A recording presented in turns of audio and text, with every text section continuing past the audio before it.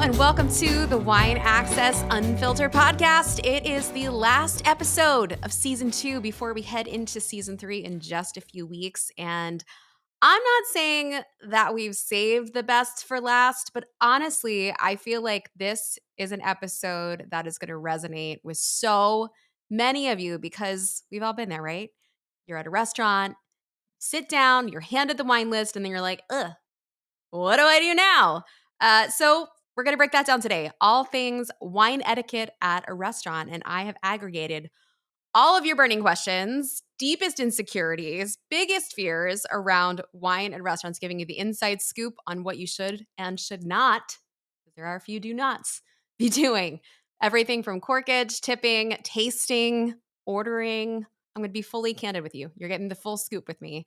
And having worked in hospitality for almost 2 decades, both as a server and then the last decade as a sommelier, I have a little information to share. So, since these topics can be a little bit on the delicate side, I thought today was the perfect opportunity to bring someone who can not only help me unpack these questions, but who can also add an element of humor. Because at the end of the day, a little comedy can go a long way when it comes to navigating some of these very teachable moments.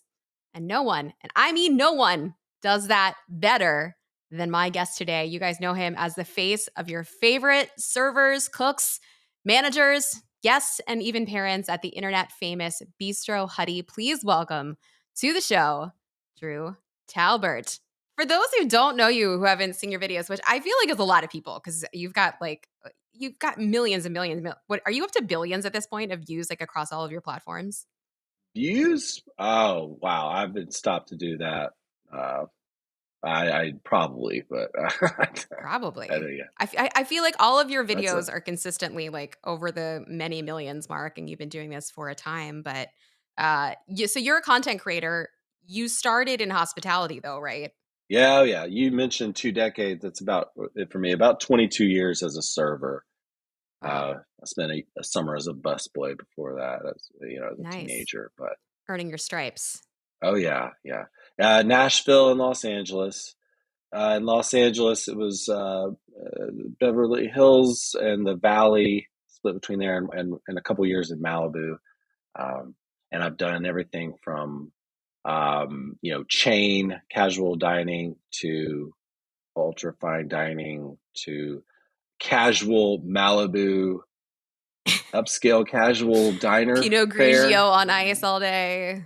Yeah, yeah. It was this restaurant right by the Malibu Colony, which is one of the most exclusive neighborhoods in the world. And so, Wow. they'd come in their, t-shirt they slept in and grab breakfast, these A-listers and stuff. Which taught you more, Nashville or California, about like serving and life? Well, I served much more in California. Okay. Uh, but there was a restaurant in Nashville where it was my first experience with uh, real scale dining. It was Sean Brock's first restaurant as Yeah, a cool. executive chef. So it was in the historic Hermitage Hotel. There's a restaurant down there, and I got on as a back waiter even after I had like 5-6 years serving experience. I started there as a back waiter, Okay. and the manager there was really keen on teaching, Yeah. and they had the thickest wine list I've ever worked with, and also we would take classes on because they were 5 diamond Okay. service points, and so it was like we had to take classes on tea service and everything, Yeah. because if they came in to secretly judge us if we did anything from the wrong side of the guest or any error like that would count against. So it was like incredibly meticulous dining. Yeah. And I learned a lot about food, And then in California, I worked for some great chefs, and I worked at a great seafood restaurant, and I learned a lot about white wine there and had the benefit of some very educated bartenders and managers and other servers along the way, and chefs, and I would just like I learned like after a while, like, oh, what's smart is to ask questions Yeah. of these people, like, hey, why'd you do that, what's just Yeah. learning that way. I think Sean Brock's kind of known for at least now for having a really well-rounded, well-trained staff. And that I think that is kind of some and we'll talk about that because there's an article that just came out from Eric Asimov that a lot more SOMs are not just SOMs anymore. They're more multifaceted, performing lots of different roles and responsibilities. But speaking of Sean Mm. Ruck, I think an important thing to note about Sean that you have in common with him is he is now working as a chef sober, which you have been Yeah. working sober, or I guess you're not in the restaurant industry any longer, but you did work in the restaurant industry while sober, right? Yeah, for 5 years, I was serving sober. Yeah, I had to get clean. I was on some other stuff that, Fun. I'm happy to say I'm 9 years clean from, but I had to get rid of the alcohol too because it was just it would take me there, so. Restaurant industry is no joke. I mean, it can it's not for the faint of heart, and I loved working in it, and I think people always ask me like, "Will you go back?" Now I'm not in it any longer. Like, "Will you go back to it?" And Mm. I'm like, "I don't know that I could." Like, I think it's a young man's game, at least from where I stand. I don't know. Could you go back to it now? I would not like to either. I as I was serving, I was also in LA trying to make it as an actor and a writer, so that was Right. always my bigger passion. As much as I enjoyed learning things about food and wine, it was my passion was performing, and that's what I get to do now. So, Yeah. just from that point of view, I do not want to go back. But Yeah. if I had to go back and do any kind of work, if you find the right, it's about finding the right spot. If Sure. I've worked at so many places, but I've spent 10 years at one place, 3 years at another. Other than that, it was like a couple years. And when you find that right spot with a good Yeah. team, it's Yeah. great. I mean, There's nothing like it. yeah, with aces in their places. Everywhere you turn, there's someone who knows their stuff, and you don't have to worry Totally. about them. And the guests feel it, and you get all these regulars because of it. And you walk in there, and it just doesn't feel like work that much. So I could go back to a place like that. But here we are. We both get to live out our passions and kind of combine all the relative skill sets that we've acquired over our multitude of Mhm. years working both in hospitality and my background is actually on stage and screen as well. So Oh, I cool. I kind of arrived here in a similar trajectory. So now I get to Yeah. talk about, wine for a living, which is very fun. But we're going to talk more about all of your fun stories that you had on the floor because after that long of your career in two pretty major cities, I'm sure you've got some good ones. But before we jump into that, let's talk about what is going on in the wine world right now. All right, so there was an article that I stumbled across, and I'll just read you the headline because I think it's a fun one. A robot sommelier spilled wine on my pants, then it asked for a tip. And I'll tell you what happened in the article. But before I get there, I mean, I know a lot of people are like concerned with tipping culture, and I feel like maybe this Mm. article perhaps has indicated that we have arrived at a new destination. But effectively, what happened was there's this winery in Calistoga, a tasting room that has what looks like a car manufacturing like robot, and it can pick up a glass and it can pick up a bottle of wine and it can pour it for you. And this writer said he walked in and he did the whole experience, and I guess for whatever reason, like it wasn't calibrated to understand that there's a difference in shape. As you would know, a server, some would know that there's a difference between a Burgundy and a Bordeaux bottle.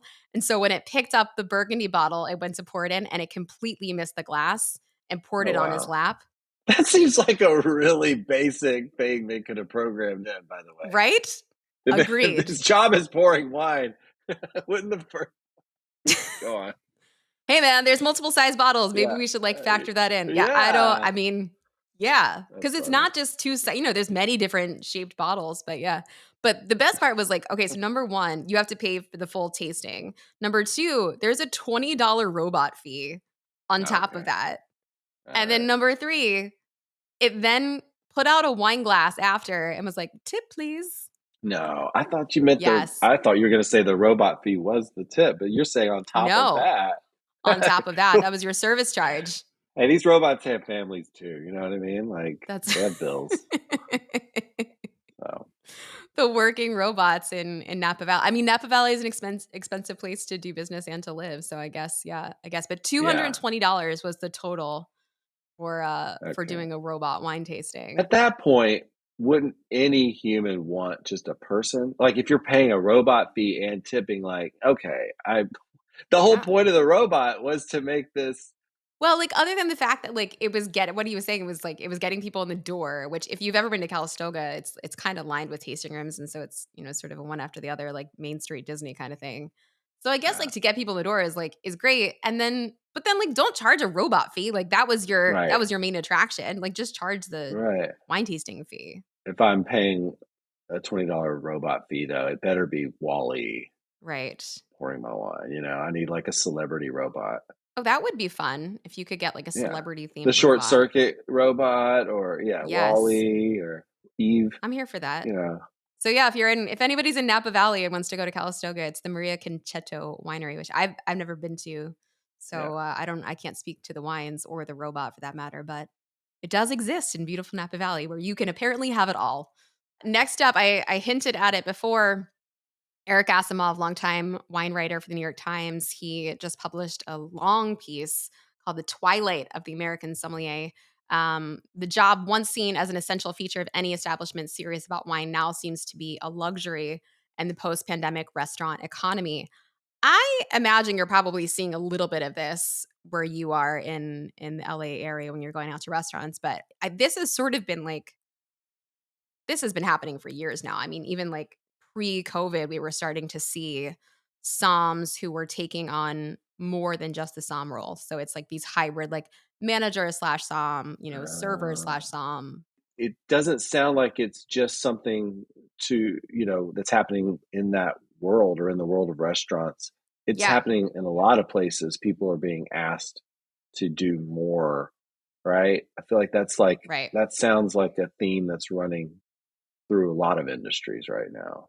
When you were working at some of the places that you were working, did you ever work with like a team that had just like a dedicated somm, or was it always hybrid?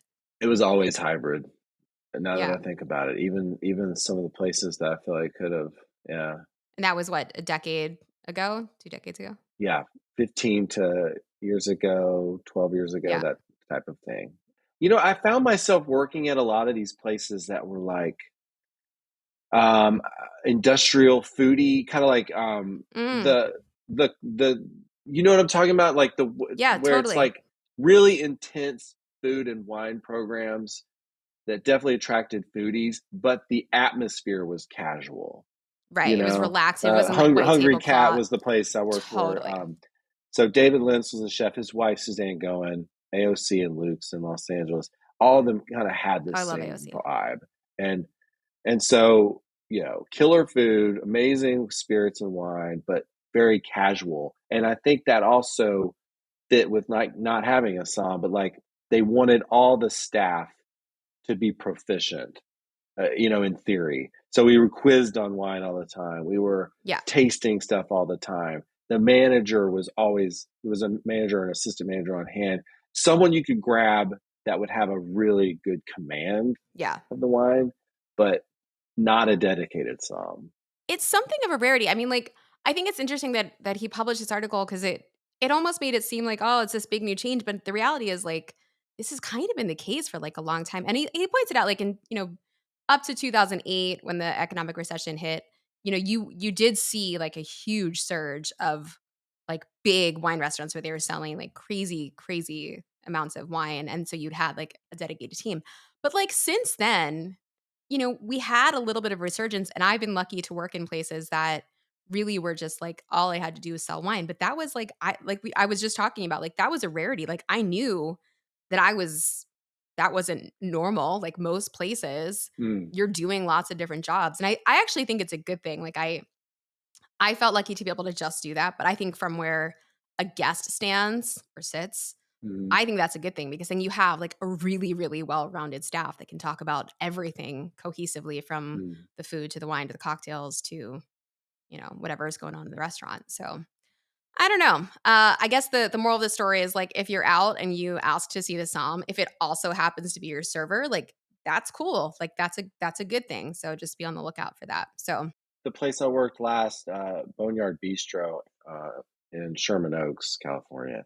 It's a barbecue restaurant, mm, and insane beer and spirits, but mostly whiskey kind of thing. Especially back when it first started going, like 2010, it was off the charts with beer. A lot of places have caught up since. But speaking of that kind of staff, there was a period of like 4 or 5 years where it was incredible. Everybody like that worked there, even the servers, knew so much and were actually passionate about beer, whiskey, wine. Like that was their life. They lived it, Yeah. breathed it, and the customers could feel it too. So it's kind of one of those places where if I'm serving you and you had a question about a beer or wine and I didn't know it, I would just like it was kind of fun and in a we'd keep it fun like this. I'd be, oh, hold on, Yeah. Walker.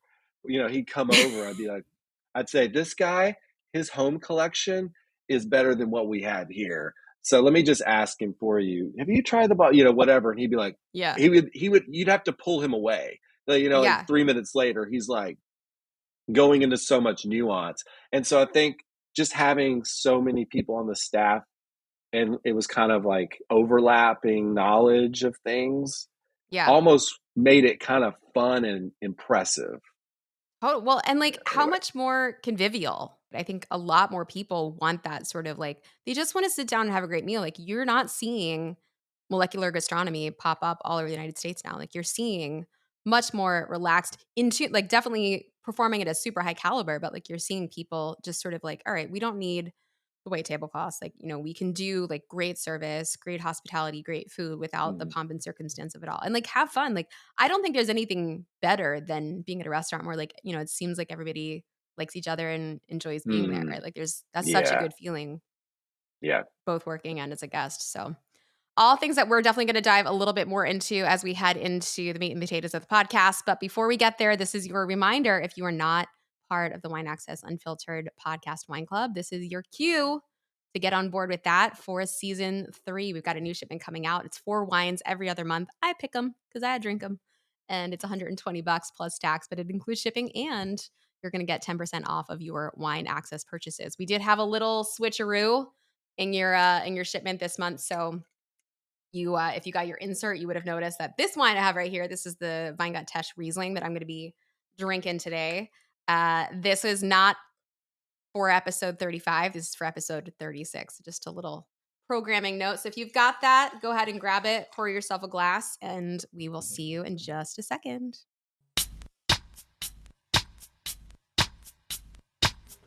All right, you guys, I am back here with Drew, and I've got a little Riesling in my glass. Drew does not, of course, and we are going to be drinking that and talking all things wine etiquette at restaurants. Before we get into that, if you're drinking with me, this is the 2019 Weingut Tesch coming from a single vineyard, the Krone vineyard in not the Mosel in Germany, but the Naha, the sort of unsung hero of the region from fantastic vintage a la sort of 1982 Bordeaux, right? Like when we think about the iconic vintages of wine, we think about vintages like 2019 in Germany, 1982 in Bordeaux, 2013 in Napa.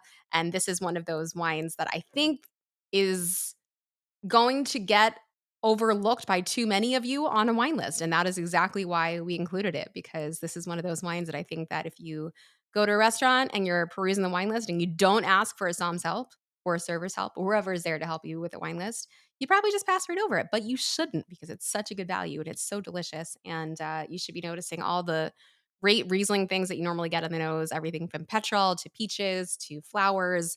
All of those are super benchmark, but this has got a little bit more body and weight and viscosity, so you can kind of crunch on it in these winter months and uh, drink it with some heavier, heartier foods. So hopefully that will be satisfying enough to get you through the next few topics around wine etiquette. All right, Drew, are you ready? I'm ready.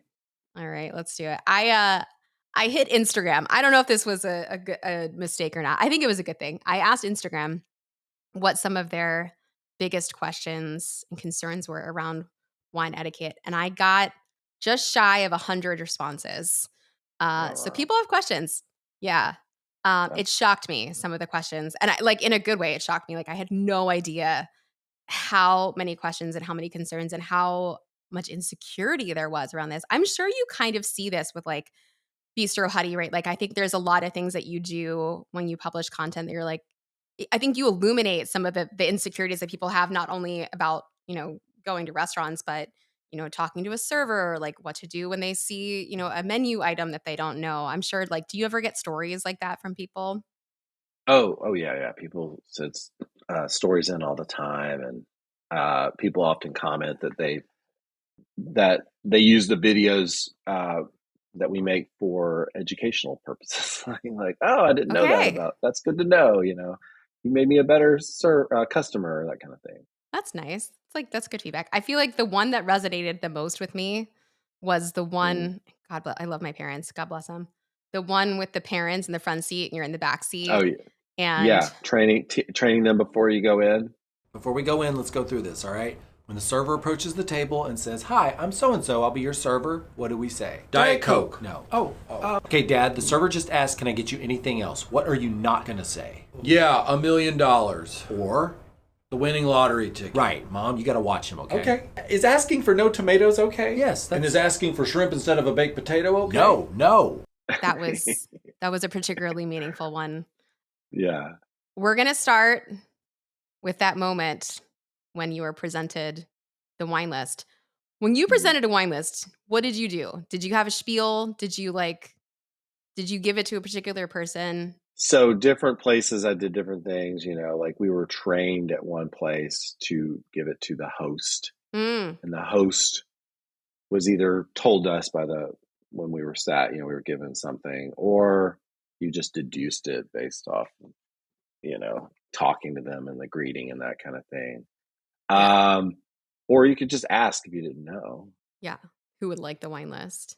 As far as like what I would spiel, it would really depend on every situation. I tried to like take in where they were at, like some people Yeah, they sit down, they're ready to focus on that. Some people are in a much more like social part of the meal, and they need to take their time with that. And anything you do spiel wise is going to be like a record scratch. yeah, So it was just totally. like feeling it out, but I would try to ask a couple of questions in a way that would guide me to what they're interested in that moment. Do they want information or not? Because some people want to be left alone with it, Yes. and some people, right? And they feel sold at, and they don't like that, and they also have a real good understanding of wine, at least in their mind, they do, and they know what they want. And then some people want you to talk about it.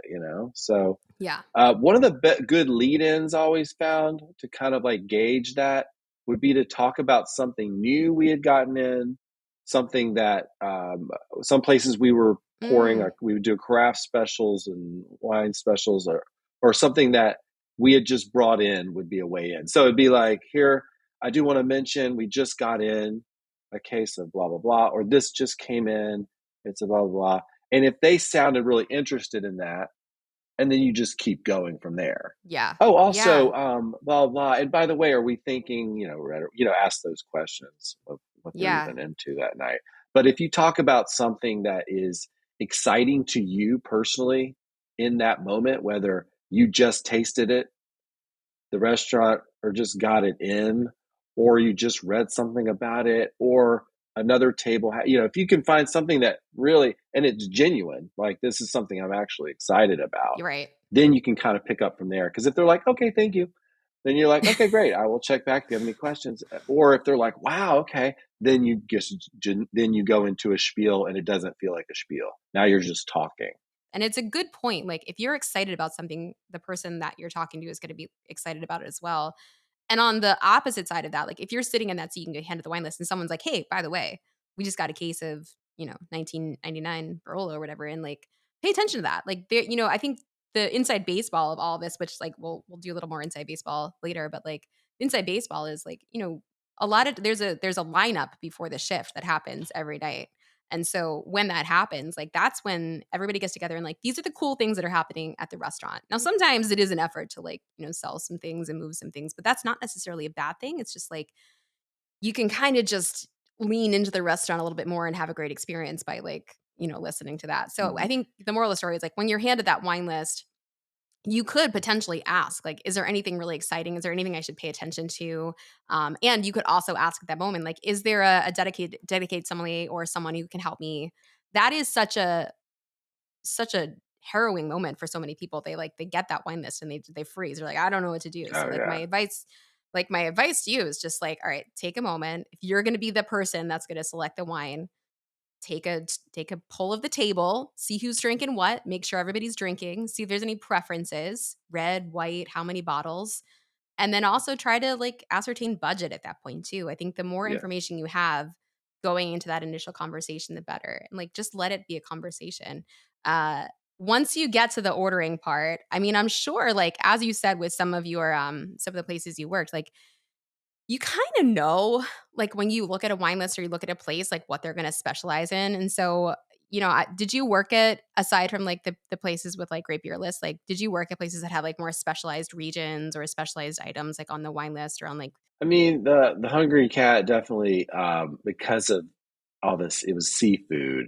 A lot of locally sourced seafood, a lot of mm-hmm, Santa Barbara stuff. But um, we, it definitely, what you're drinking today, a lot of whites. And we had reds too, but it was a lot of more acidic reds, lighter right. bodied stuff, So yeah, definitely that place comes to mind. And then the other places that had great wine lists. The barbecue restaurant. I dare you to find a restaurant that had a larger Zinfandel collection Mm, because it just went well with Zenit that. And barbecue. the owner, Chef Aaron Robbins, loved those big fruit bombs and beyond. I mean, he had like so many Turleys, for instance, Oh, and cool. and beyond. So like I learned a lot more about Zinfandel there. Totally. Yeah. A lot of California Zins. So. No, it's a great point, and I think it lends itself to what I usually tell people, which is like if it seems like they are leaning heavy into a particular thing, whether that's a region or a varietal or style, like you should probably like pay attention to that. And perfect opportunity to be like, hey, what's up with all the zins on this list? And then like you as the server can just be like, oh, zin grows great with Go barbecue. well. Yeah, they go great with our food. Yeah. To me, it's like if you go to an Italian restaurant and you see mostly Italian wines in the list, and there's like, five Napa cab selections, like don't order the Camus, like order the Italian wine. Like there's probably a reason that the Italian wine's on the list. The reason the Camus is on Right. there is because too many people complained Right. that they didn't have any Camus. And they're like, well, we got to make money and we don't want to piss people off. So we'll just put it on there. But like, Right. Right. right. So that's part one. So that's how you're gonna be handed the wine list. You're gonna navigate it. You're gonna have a conversation with the server. Hopefully, it'll be a pleasant one. I I don't know about you, but I always feel like there's a dance, right? And I think like if you know to be nice to your server, like your server generally reciprocates. Do you feel that way? Definitely in most cases, Yeah. everybody's been in that situation with a server who's clearly frazzled. Maybe there's stuff going on in the restaurant, they're overwhelmed.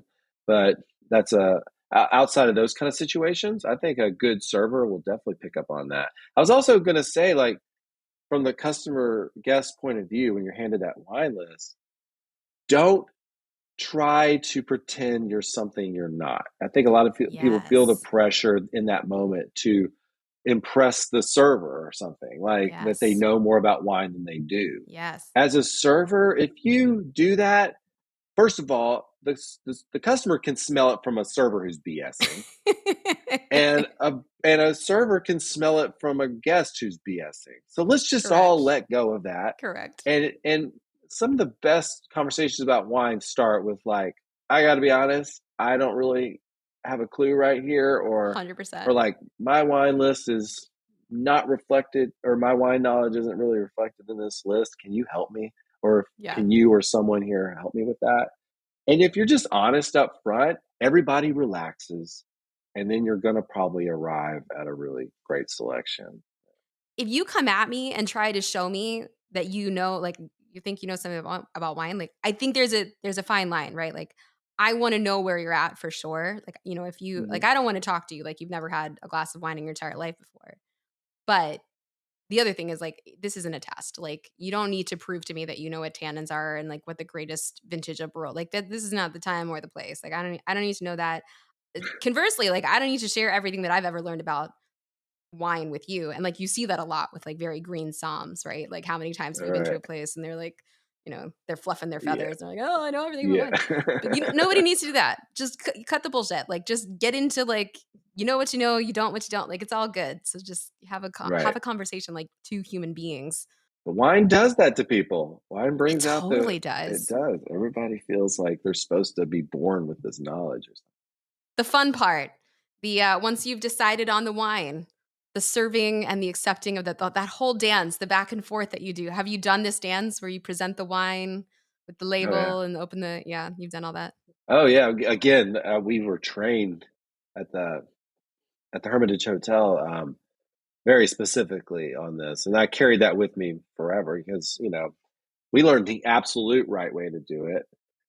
And then I worked at places where it was a little more casual, but I would still try to do it the right way as best as I knew how I could, because I enjoyed that. I enjoyed that part of it. Did you ever have it go wrong? Like where somebody like sent, like you brought the wrong bottle? The worst story.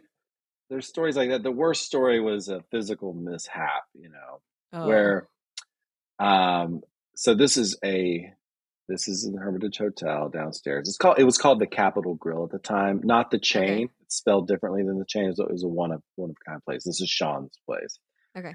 White tablecloth, meals for a party of 4. This is like 15 years ago, would easily be, in the 5 to over 1,000 range, or 2 to 5,000, depending on the wine, that kind of thing, So this is like, I'm opening a very nice, I can't remember what the bottle was. Now that I'm on this podcast, I'm sure everybody wishes I did, but it was expensive. Let's say it was like a $500 bottle. And for businessmen having a pretty intriguing conversation regarding business, I could tell. So I'm like being very and I cut my hand on the foil. Oh no. And I didn't know what to do. I didn't excuse myself though. That's what I should have done. Yeah. So I decided in that moment, I was just going to pretend like it didn't happen and use the napkin I had to bandage myself as I continue. The show must go on. And it's like, I'm just like a drop of, just fall onto but I'm like, it's red wine. Like maybe they won't know. And I'm like, this is like becoming a disaster. But I remember just trying to pour. I never let anything from my body blood contaminate their wine. Nobody drank your blood that night, but that's no. But it was I was panicking. I was full on panic attack. I didn't know what to do. Talk about the wine, how we put up, fronts about wine and what we know as a server in that situation, that moment. The idea of saying, "Oh, please excuse me," never seemed like a possibility to me. I think I would, the older version of me would have done that easily.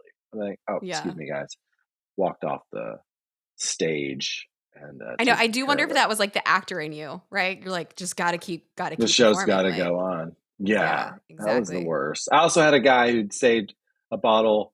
This is at a different place, for a very special occasion. And then, the cork was a mess. And I did not have the experience at that time to even recognize how bad the cork was. I was kind of a newer server. And they never should have let me open this considering the stakes involved. I don't know the year, but it was definitely from the 80s.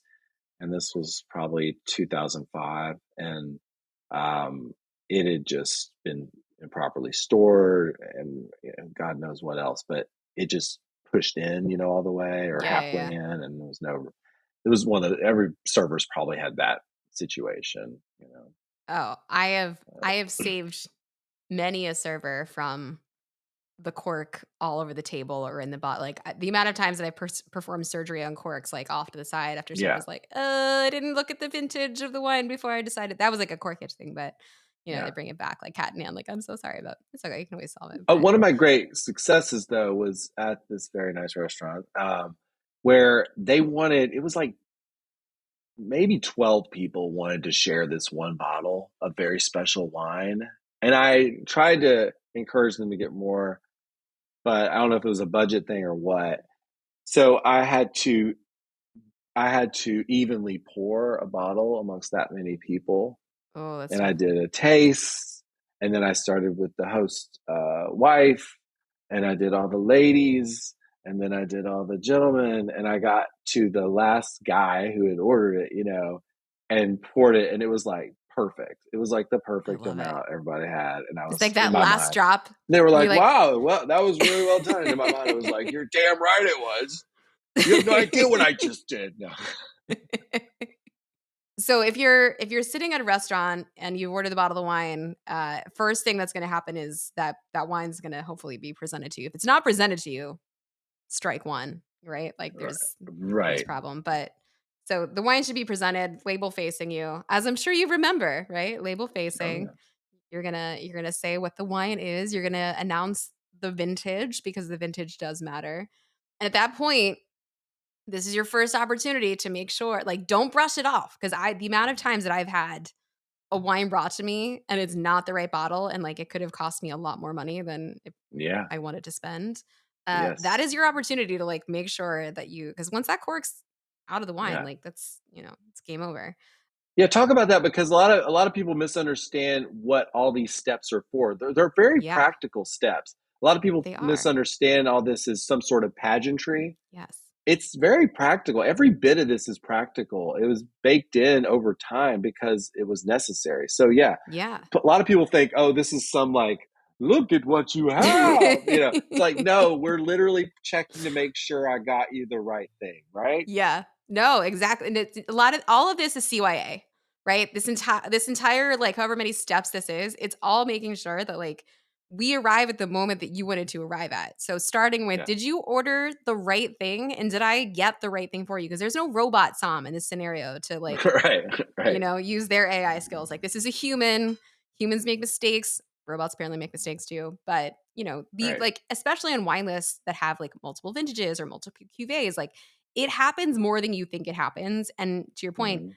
it's not pageantry. Like this is your opportunity to make sure that it is what you ordered. So make sure number one, you know what you ordered. Number two, that's what's in front of you. I also at this point, I like to just like use the back of my hand and just like check the temperature of the bottle, especially if it's a white wine Mm. because if it's not cold, uh, you're gonna wanna make sure that you let them know to, like, chill it down a little bit. But also, if it's hot, that's probably like, maybe you should rethink what you ordered because if it's hot, that Yeah. means it hasn't been stored right, and that happens sometimes too. So, like, at that point, back of the hand kind of against, wherever is, like, not the label, just make sure it's, like, it's a nice temperature that's not scalding hot or, too cold or whatever.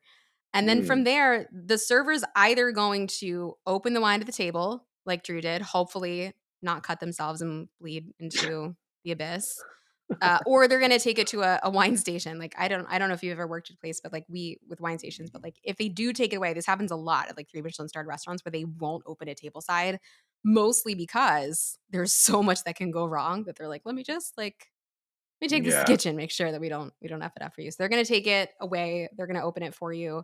Some places check it to make sure that the wine is sound, and I'm gonna explain what that means in a second. Some places will check Mm. it. So if it's, especially if it's like an older bottle, they're gonna make sure that it's not corked, that it's not oxidized, that there's nothing wrong with the wine. And then what happens next is the dance. This is that weird exchange. You're like, I don't know what I'm supposed to be doing here. So Right.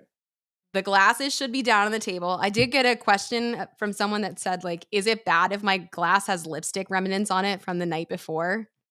Okay. Survey says, yeah, Bad. Yeah, yeah, that's not bad. not great, not ideal. Not the worst thing in the world, but not great. Like, you're paying a premium for these wines. Like, you should have clean Yeah. glassware. Like, these are things that Yes. you are Yes. entitled to. So yeah, Yes. if there's lipstick on the rim, like, lipstick can, Yeah. as you know from like polishing many glasses, I'm sure, like lipstick can stay on a rim despite going through the dishwasher. So it doesn't mean it's unclean, but it definitely means it hasn't been Oh like yeah, I'm sure it was clean, but yeah, that should be polished off yeah, polish by it. hand. Yeah. So at that point, the glass should be on the table. They're gonna pour you like an ounce ish of wine, maybe 2 ounces. You're gonna take that glass, you're gonna smell it.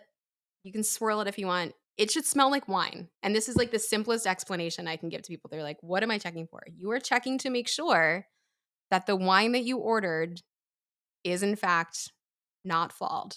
So there's no hints of TCA. So that's like that like wet cardboard newspaper basement, that like sort of dank smell. It's not oxidized. It doesn't smell like port when it's not port.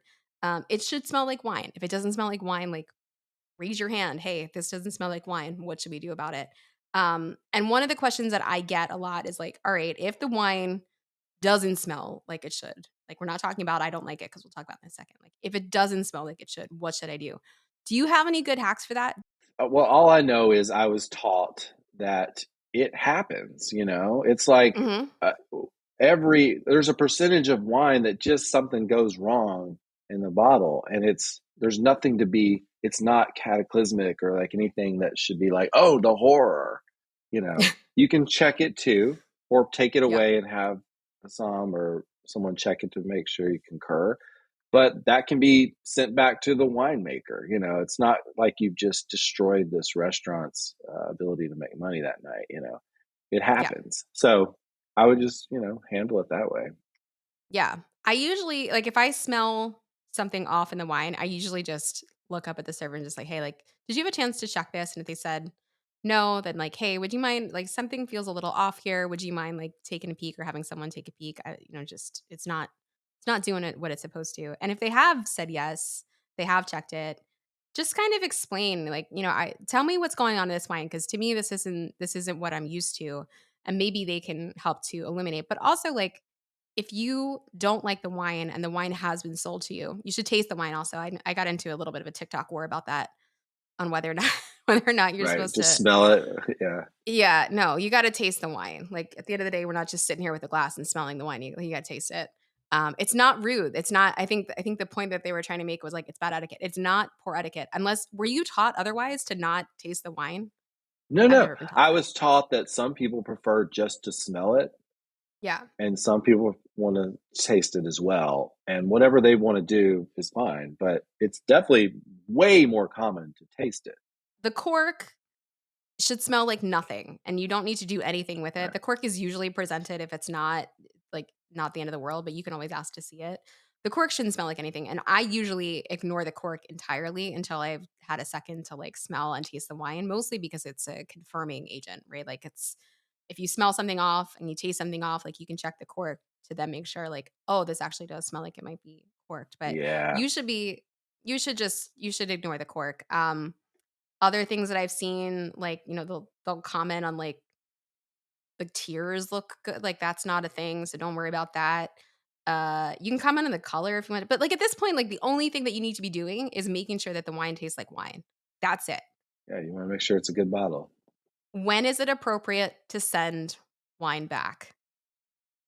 Do you have thoughts on this? Yeah, I mean, when it's corked or like you said, it has that port like raisiny thing going on. But the most common is when it's corked. I think that's the most Yeah. that Yeah. damp, wet dog or basementy cardboardy thing. Yeah. There is one other, and this is not universally true. But if you're at a restaurant and you talk to the som about what it is you want to drink tonight and you've communicated, this is what I want, they're like, this is what we suggest. If the wine that arrives to you is not what you guys talked about, that is a moment for you Mm, to be like, hey, this is not what we discussed and this is not living up to expectations. The time for that conversation is right then. It is not after mm, the wine has been poured. It's not after the restaurant can't do anything about it. The time to rectify that situation is in that moment. So I would say that that is one exception to the rule. If you sat down and you were like, I'm going to order this wine because it looks cool or it's the right price or whatever, and you didn't have a conversation, like kind of a too bad, so sad moment if you don't like it. right. But as we sort of alluded to before, like restaurants can often find ways to make bottles disappear in economically viable ways. Like they can sometimes sell things by the glass. So if you did that and you're like tail between your legs, I'm so sorry. I ordered this wine. I know this is like not what I'm supposed to be doing. Like I think there's a conversation that you can have if you know that like the outcome may not swing your way. It's very, very, very rare. Yeah, it doesn't happen all the So time. But yeah, yeah, just be nice and don't do it all the time. Like like protocol in restaurants is like don't be an asshole and they won't be an asshole to you. Like that you're just right. kind of is like how you can kind of operate. And we have had situations when I was working as a som where someone ordered a bottle and they're like, "I'm so sorry, like this is not what I expected. Is there anything Mm, you can do about it?" And like I think if you know that it's not the norm, like you would find a way to rectify it and find something that you want. But there are places that, you know, do crazy amounts of business that will just like they're like the Nordstrom of restaurants. Like they'll take anything back. Oh, right. Yeah. All right. No problem. Like What else? whatever. What do you Yeah, want no to try? worries. So yeah, so that's the song and dance that you have to kind of go through. That's the wine etiquette Mhm. side of things. Tipping. This is always a controversial topic. Do you tip on the wine? Did people tip on the wine when you were working? Most people did, and some people didn't, and I understood that some people just philosophically did not. So it was like, you're always like, as a server, you want to make money, so you're always Yeah. like kind of hoping they do. But if they don't, I never was like taking it personally like I would if they didn't tip on the normal part of the bill. When it Yeah. came to the wine, I kind of like, some people just that's just not what they do. So whatever. Yeah. But like kind of like the F's up part of that is like, and I don't know how it was at the places you worked, like the entire sales, total sales for the night included the wine. And so like a lot of times, depending on where you work, the tip out is based on total sales for the servers. So Oh like, yeah, yeah. you can get massively screwed or you can be screwed. If Well, you're not tipping on the wine, you can definitely be screwing the house on that, both on you're that getting take into home. such a huge conversation, like outside Yes. of even wine at this point. But yeah, a lot of places. Some people don't know this. A lot of places you work, you tip out the support staff, bussers, bartenders, hostess, food runners, all this stuff. And a lot of restaurants structure it where you're tipping out on your sales, and so the restaurant is assuming you're making like 20% tips, and so they're pulling money automatically to the support staff based off sales. So when you don't receive those tips, it's coming out of the server's Right. own pocket. Yeah. Right. Yeah. So it's, as much as somebody's like, I don't want to tip on a $500 bottle, the same that I would tip on a 50. I get that. I hear that. Just know if you're going to do that, like there's more than one person you're likely affecting in that scenario. And it's not just the som. Like most of the time that money's not going to the som's pocket entirely. It's going to the entire house. And it often is based on total sales. But yeah, I think for me, like mostly people tipped on the full wine. Like there wasn't some people don't Most tip on people tax, did. but yeah, but most Yeah. people do. And that there is no like standard etiquette, but if I were to tell you what most people do, that is the norm. We should talk about in these final moments two things. One is corkage and two is this is sort of a combo of the verbal tip and the wine tip. Um so I know you've talked about the verbal tip before. Some people Yeah. may not know what the verbal tip is. You want to explain what the verbal tip is? Yeah. I've done a couple of videos about it. It's like, This guy at my table said everything was fantastic, great service, but he didn't tip me. Yeah, you just got a verbal tip, dude. Yeah, if only I could pay my bills with verbal tips. Total is $82.74. Do you want to do cash charge or verbal tip? Oh, verbal tip. Yeah, you were great. Everything was great. Fantastic service. Thank you. Okay, thank you very much. Have a great day. Hey, it's the first of the month there, and rent's due. Oh yeah, that's right. You've been a great landlord this month. Everything works great. You fixed that sink. Good job there. Okay, great. See you next month. How do you afford such a nice car, Aaron? I've been getting some pretty good verbal tips lately. Yeah. and if they shake your hand, you're really screwed. Like, I tell you, that's the greatest service I've ever had, young man. Thank you so much. Okay. And of course, it's that was Right. their tip. Yeah. And somehow this is like a universal thing. Like it doesn't matter where you've worked. Like if you have worked in hospitality as a server, you have experienced the verbal tip. And the Mhm. verbal tip equivalent in the wine world is this is a question we got a lot, which is like, if you bring in a bottle of wine, we'll talk about corkage in this last few minutes. If you bring in a bottle of Uh, wine, should you pour the somm a taste or a glass right. of the wine? And sometimes, and I would say like every restaurant has a different policy on like whether or not you're allowed to drink on the floor or not. So like sometimes it's acceptable, sometimes not. It's never assumed, number one, and on our part and the Som's part. Number two, if you're gonna do it, it is not a substitution for a tip. I just That's I funny. I never just thought want to about be that. clear about that Yeah. because it happens more than you think. Not for everyone, but Yeah, I'll bet. it happens more than you think. Like we can't put that wine in our pockets. We can't put that in the tip pool. The Right. restaurant can't take that to the bank. Like thank you so much for your generosity, but like not a Right. thing. Don't do that. Got it. So like the corkage thing, Super controversial. Not every state allows corkage, but did you ever work anywhere that allowed corkage? Oh yeah, multiple places. Corkage, folks that don't know, is a restaurant will charge you for bringing in your own bottle, and it can range. You can call ahead and find out what the corkage fee is. It was always kind of a pet peeve when people would act shocked. The Yes. corkage fee is what? I'm like, if you're bringing in your own wine and you're sensitive to corkage fees, call ahead and find out. Yeah. Call ahead and find out. Also, if you have a party of 12 people and you're bringing in quite a few bottles, call ahead and talk to the manager and work something out, because sometimes Yeah. they'll be like, okay, here's what I'll do. Our normal corkage fee is this.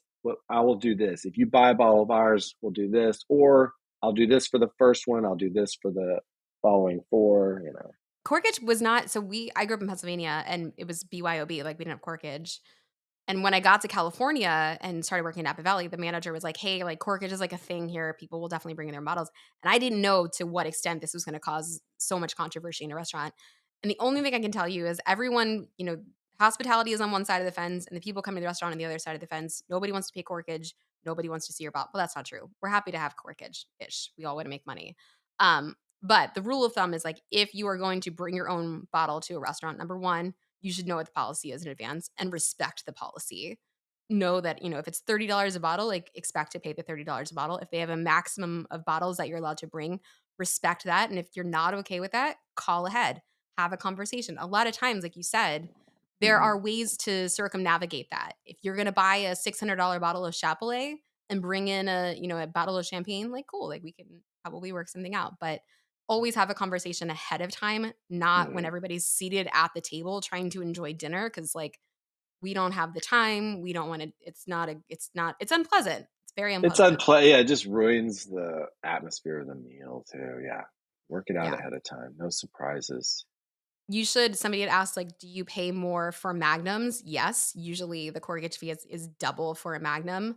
Mm. Um, Somebody had asked, what's a reasonable corkage fee? Again, like it really depends on the place. Like if you go to the French Laundry, their corkage is like 150 or $200 a bottle, is what it is. Like you're the French Laundry, they can Yeah, I do what they mean, want. well, people have to understand, again, practical reasons why. Why would a restaurant do that? It's because the Right. restaurant has a wine list that they've Right. curated, that they've put a lot of effort into, that works well with their food.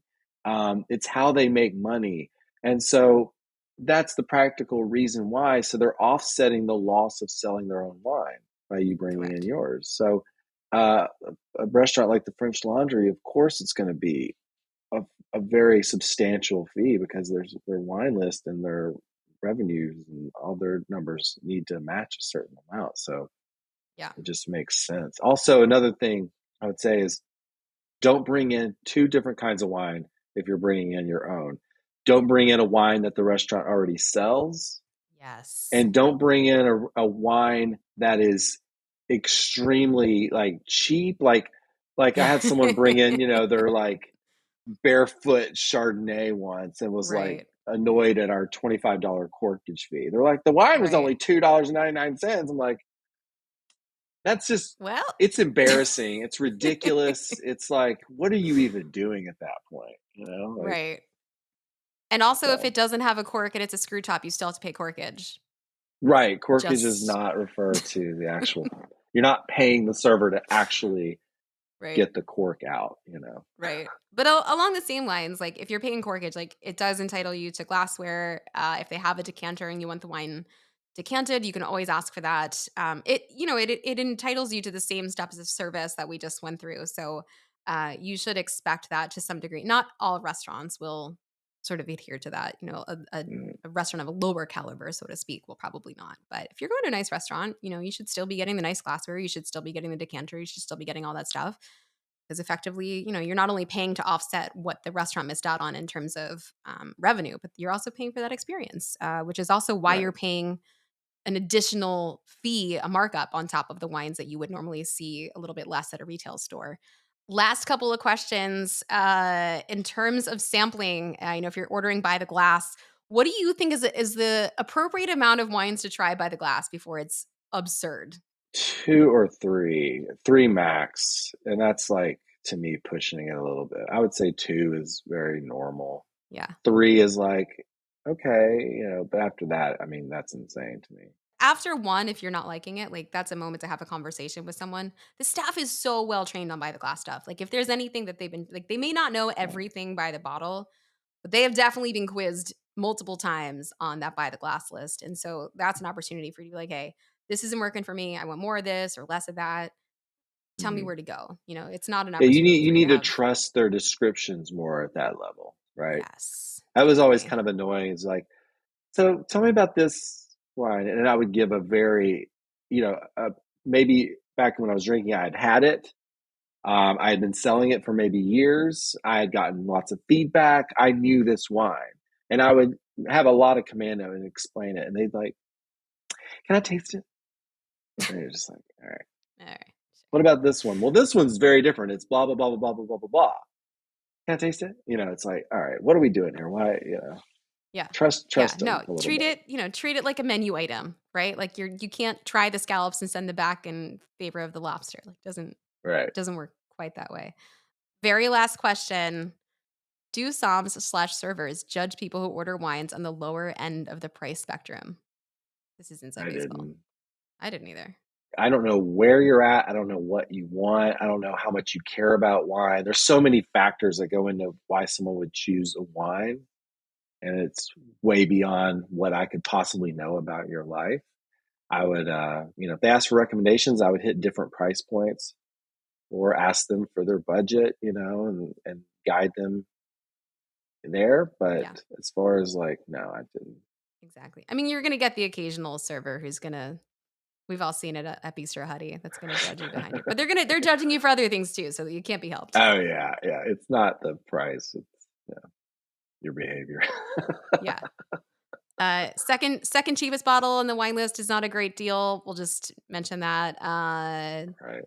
Common Those are not things. The misconception. wines are usually priced universally across the board. Any other restaurant etiquette tips that you feel like you want to get off your chest? It's like life advice, Don't pretend to be someone you're not. Just be yourself. And like you said, talk to your server like a human being. Yeah. Usually works out. Yeah, works out. Usually gets you a great bottle of wine and a great meal and a great experience. This Riesling, for anyone who was drinking it with us today, again, it was the Weingut Tesch. And like I said, these are the kinds of wines that you find by being open minded, by talking to the people who have studied this stuff. Their job to know about the wine. It's not your job.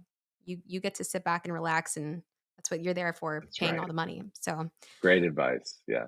as Drew mentioned, you can find him all over the socials, TikTok, Instagram, and YouTube. Anywhere else that I'm missing? Are you on like a Facebook too. Yeah. It's on Facebook? Facebook. I Yeah. always forget about the Facebook. Yeah. And it's at Drew Talbert across the board, right? Yeah. And TikTok, there's a little period in between the Drew and Talbert. And then everywhere else you could just, Google or look Drew Talbert up. Yeah. You can Google Bistro Huddy, the Or fictitious Bistro restaurant that we Huddy. all. Yeah. There's, bistrohuddy.com if you want the merch. Ooh, we love merch. Yeah, bistrohuddy.com, or you could go to patreon.com/bistrohuddy. And it's like $5 a month. You could be a part of the Patreon. So we post and do lives and stuff there too. Drew, it's been a pleasure. Thank you for taking time out of your extraordinarily busy content creating life with 2 kids and a wife and, navigating the intricacies of living in California. Thank you very much for having me. I appreciate it. Cheers. Cheers.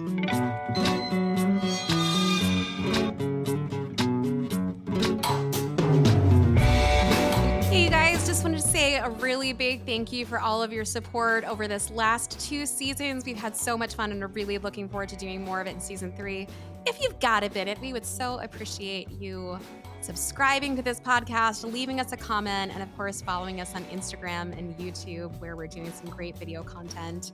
Also, we got so many questions on this last episode around all things wine etiquette. I obviously could not get to all of them, but I want to make sure that all of these questions are addressed. And so I'm going to be releasing some videos over on YouTube and Instagram over these next few weeks talking about more wine etiquette at restaurants. So if you have a question that you feel like didn't get answered, go ahead and follow us there. I'll be answering. And if you've got more questions that you'd like to see us tackle, you can go ahead and DM us on Instagram at Wine Access Unfiltered. Again, thank you guys so much. I love doing this. It's my favorite thing, and I look forward to hearing your feedback on the next season. Cheers.